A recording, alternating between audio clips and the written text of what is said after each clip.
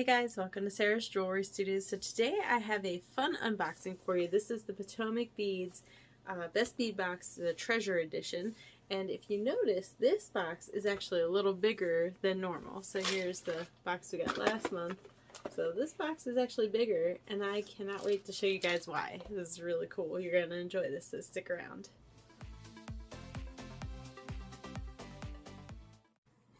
Alright, so I just wanted to show you guys this size difference again between these boxes, and I can't wait to show you why. This is so cool. When I got this out of the mail, I was like, why does this seem so big? What is happening here? And then I went to try and open it, and I was like, why can't I open it? It's because it doesn't open from the front like it normally does. It opens from the end.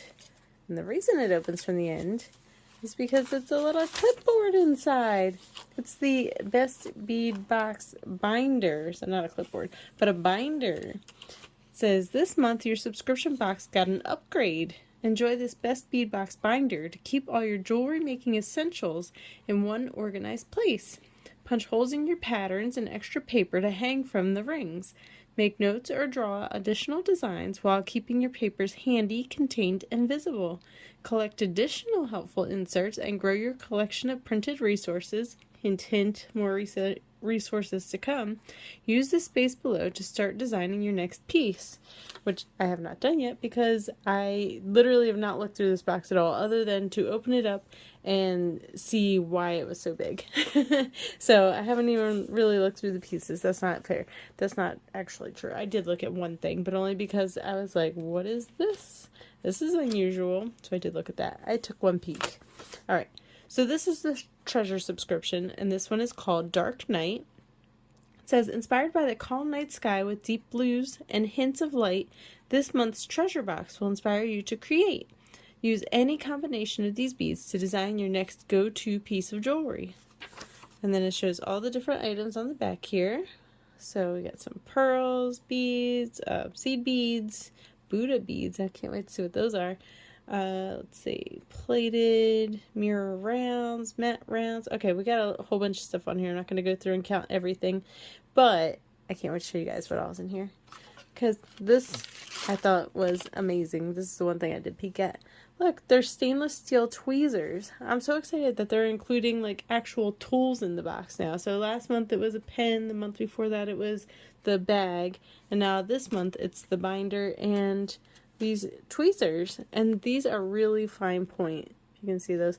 Well, it says they're 90 millimeters, but look at that teeny tiny fine point on there. I'm not sure what the 90 millimeter part is, if that's like the length of this tip part would be maybe my guess. I'm not sure, or maybe the whole length of it is 90 millimeters. That could be. That would make more sense, I suppose.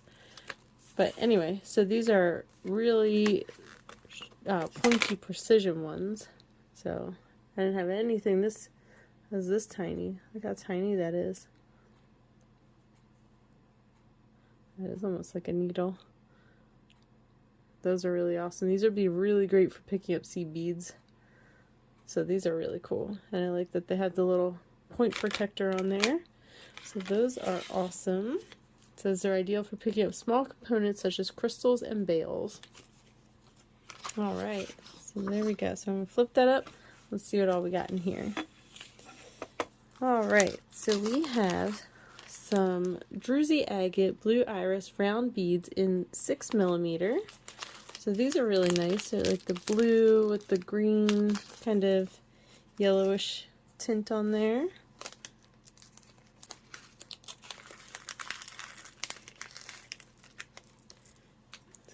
Alright. So those are nice. I really like this. You can see that kind of druzy look on there. How it's all got that shine to it. So it's really cool. Those are 6 millimeters. Alright. Then we have some twisted barrel screw clasps. So I have some of these, but I've actually never really used any in any of the pieces that I made. Now I own necklaces myself that have these kind of clasps. But in my own jewelry making, I haven't really used these very much. So I'm excited to actually give these a try. Like I said, I had them. I have some, and I just never really use them very often. So I kind of stick with toggle clasp or lobster clasp, just because that's what I'm used to making, so, or what I'm used to using. So there are 5 of them here. They're nice and shiny, and then you just give them a little twist. And then it comes apart into 2 pieces. You just use jump rings to attach either end to the piece that you're working on. So we got those barrel clasps.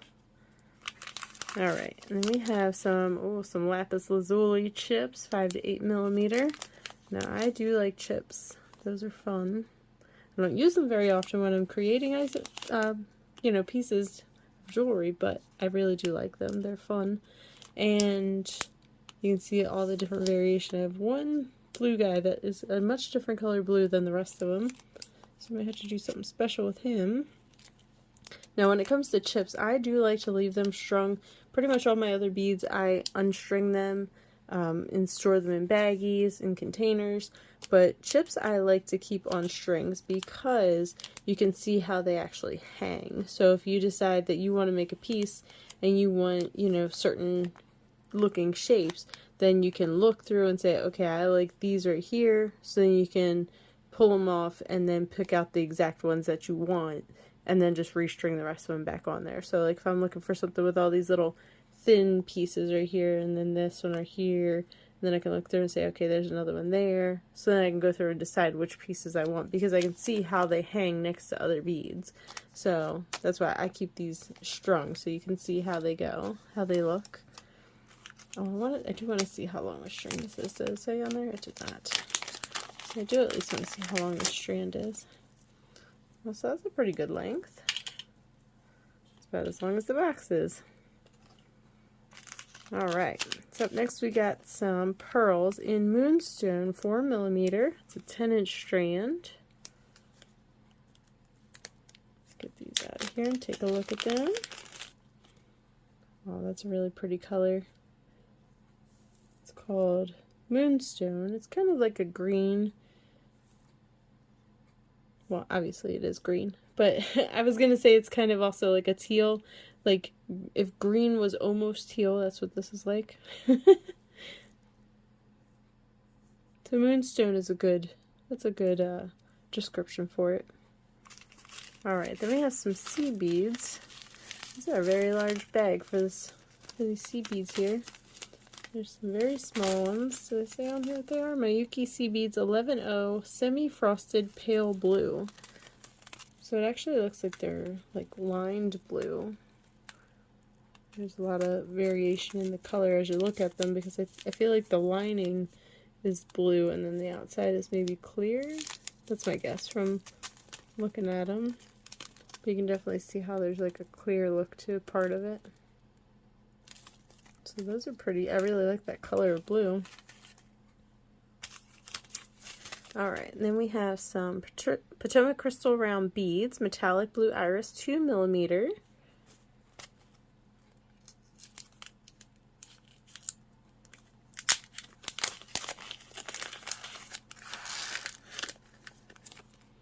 Oh, those are pretty. They're like mostly blue with like little hints of purple in there. You can see how they really sparkle.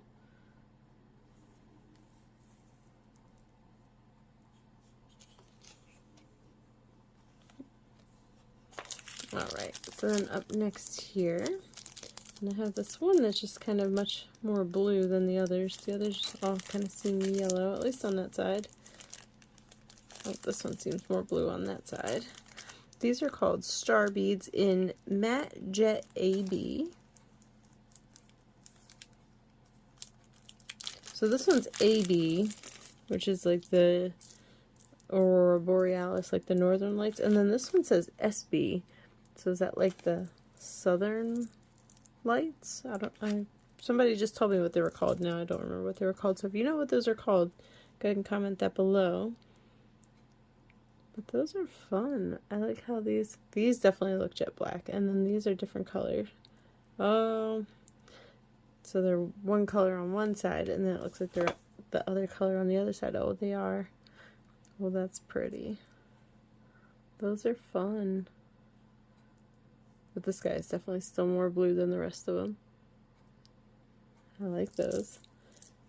I'm really digging the colors in this box.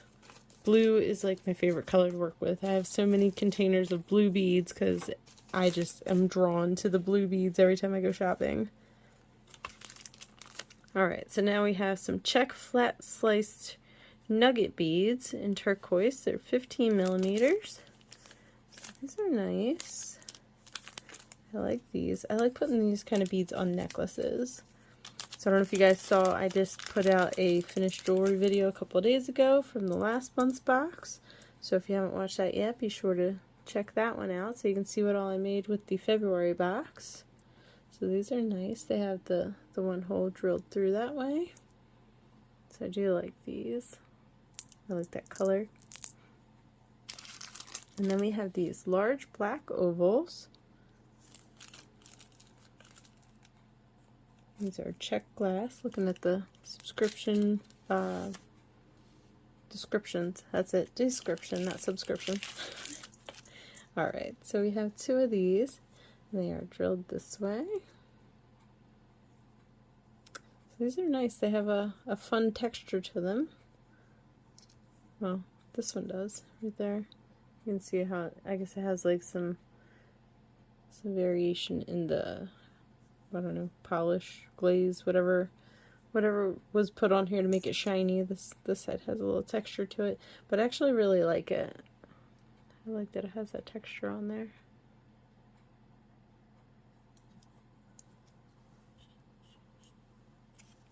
Not sure what I'm going to make with those because there's two of them. I might do a necklace and a bracelet, or maybe earrings, but they're kind of big for earrings. Might do some kind of wire wrapping with them. I'm not sure yet. And then we have this strand here. These are Czech glass long bicone beads. So these are nice. Let's see, 2, 4, 6, 8, 10, 11 of them. So we have 11 of them here. And these are about the same length as the box also. Let's see, this was a 10-inch strand. So looks like this is about an 8-inch strand.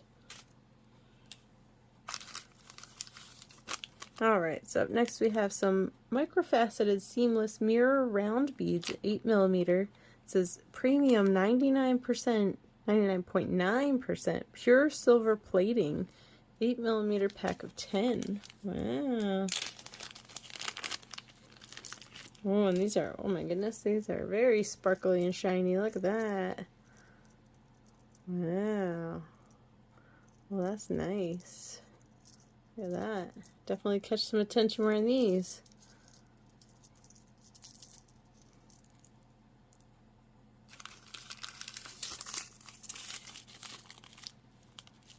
And then we have some more that are a seamless smooth round 4 millimeter, and again it's the premium 99.9% silver plated. They're silver plated brass, and this is a pack of 100 of these.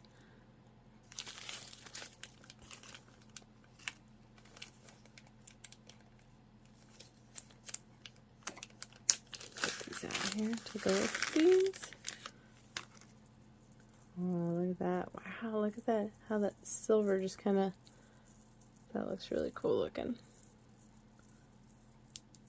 Oops, I don't want to lose any of these. There we go. Wow, that silver is really shiny. I like that. I like the shine on there. Oh, here's the Buddhas. Czech glass Buddha beads.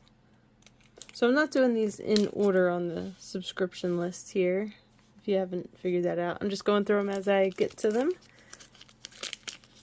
So there are 4 pieces of these in here. The blue Buddha. Look at the little Buddha guy. Here's the front. And here's the back. Little guy.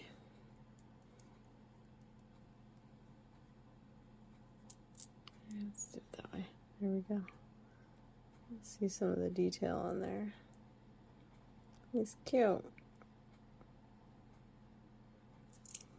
Alright, let's put those there. So then next we have some matte 5 millimeter round Montana is what it says on here. So these are Czech glass matte rounds.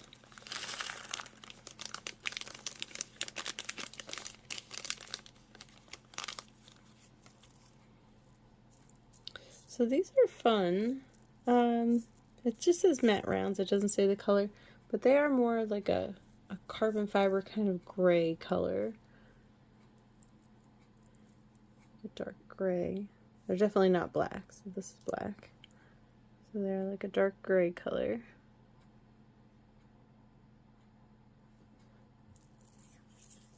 Definitely coordinate very well with these. And then these coordinate very well with these. So everything is really going together very nicely in this box. Alright, so now we have some Pi Duo beads in metallic sea blue. These are fun. So these are 2-hole beads.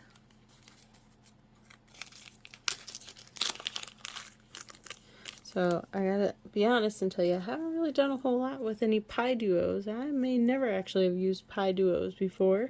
I believe I own some from when I previously had the Potomac Bead Box subscription, but I don't know that I did anything with them. So this is gonna force me to finally figure out something to do with these. So like I said, these are normally used a lot in like bead weaving, but I don't do a lot of bead weaving.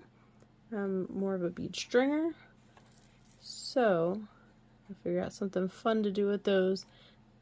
Really get my creative juices flowing with those. And then last but not least, for sure, because these are good for any component, are some more seed beads. And these are black 8/0s, Miyuki seed beads. So the good thing about the Miyuki seed beads is that they are very consistently shaped. And I do like that.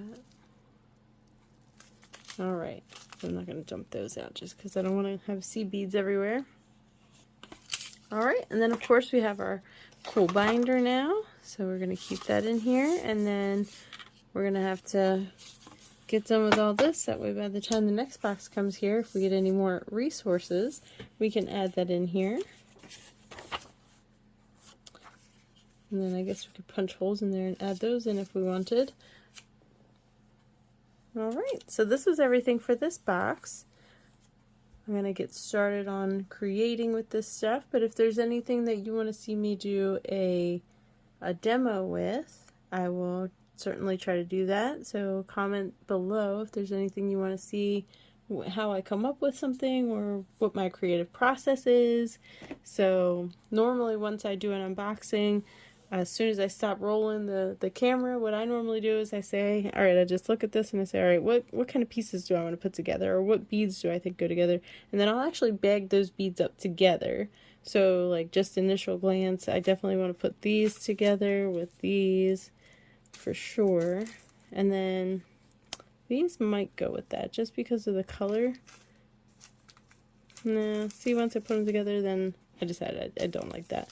So this is kind of the first stage of my creative process. I'll do a quick glance through and just say what beads do I want to go together.